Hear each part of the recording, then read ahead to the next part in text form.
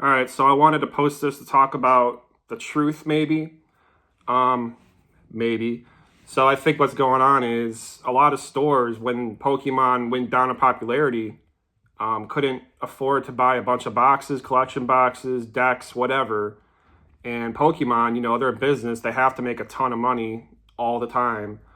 And Target, Walmart, Costco, all those stores always give money for product no matter how bad or good it is. They're spending tens and hundreds of millions of dollars on product. So obviously Pokemon's going to favor them over the game stores, because game stores, if they have one bad month, they go out of business. It happens all the time.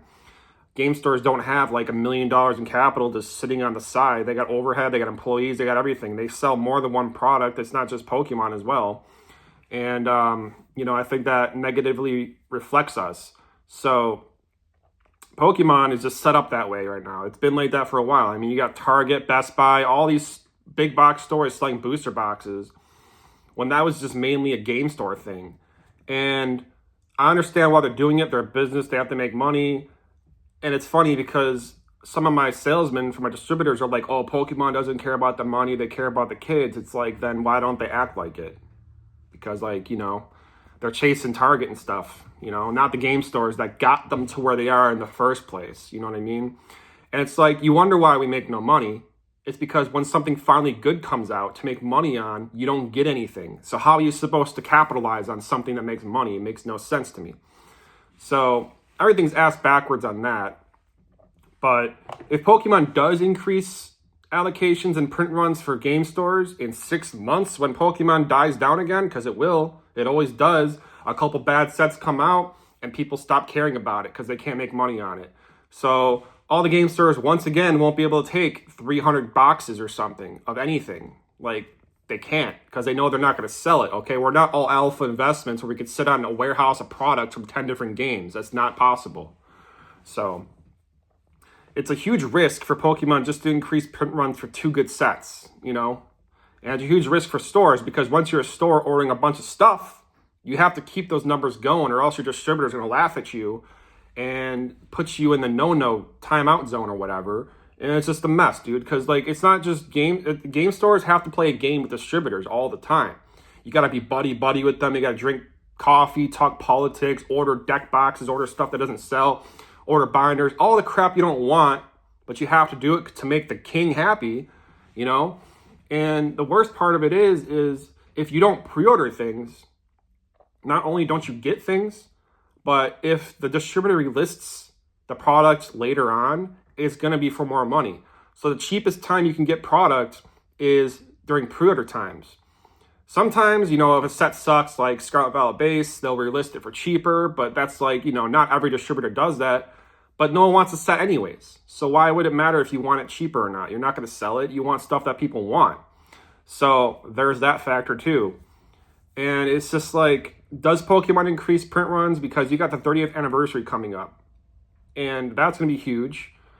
Journey Together, I feel like Journey Together is going to be a flop. I think everyone's looking forward to something for no reason. I don't see how that small of a set, is it smaller than Paradox Rift? I thought I heard that somewhere, but I feel like Journey Together is going to have a bunch of people canceling pre-orders for it, because once the Japanese images of all the cards come out, they're not going to see anything crazy in there. I mean, is Iono enough to sell a set? I don't know about that, my guy.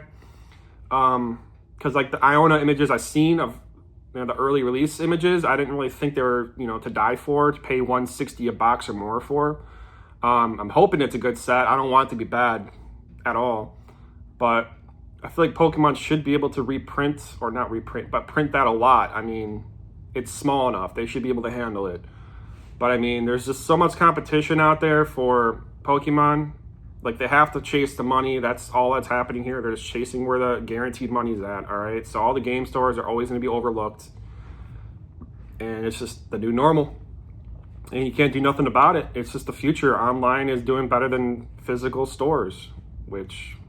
Well, actually, that's not true, because you go to Costco and it's like there's people out in line standing there for pallets of Blooming Waters, which, by the way, Blooming Waters, dude, I don't know, that was worse than Prismatic Evolutions for me. That was you got crumbs, less than crumbs for Blooming Waters. That was BS. And then Costco gets pallets, it's just stupid. So yeah, I mean, the truth is, just follow the money. Just follow who's paying the most. Because I know that the box stores allocations didn't change at all. They got the same amount they always get. Now, I don't know if that's true or not, because I heard it from a couple salesmen, but it's speculation. There's no numbers. I don't have a piece of paper proving that, you know what I mean? So, I mean, it does make sense. It doesn't look like they're short at all. They're just always selling it. You see it on YouTube, you see it on TikTok. They're just selling everything all the time. I mean, they randomly get Brilliant Stars stocked up and Crown Zenith, and they get specialty products with more Crown Zenith in it, while we're getting zero. We're getting nothing. So you tell me who's getting all the product. It's not us. That's for damn sure. And I think the game store is a dying business in that case. Like, if Pokemon's going to stop supplying game stores what they need, unless they're running games, buying a bunch of crap you don't need, I don't want to be a part of it, because you're losing money trying to get money. It makes no sense. It's like you're always clawing back up. You're always trying to claw back up. You're always falling behind. Like, what kind of business model makes sense where you have to buy crap that makes no money to get stuff that makes money, so you balance out the crap you lost money on? It's just what are we doing? What are we doing? It's a stupid game that I don't want to be a part of if it keeps going this direction.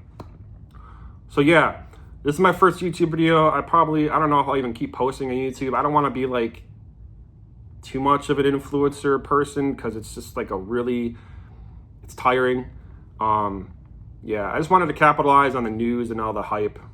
So yeah, that's it. Peace out.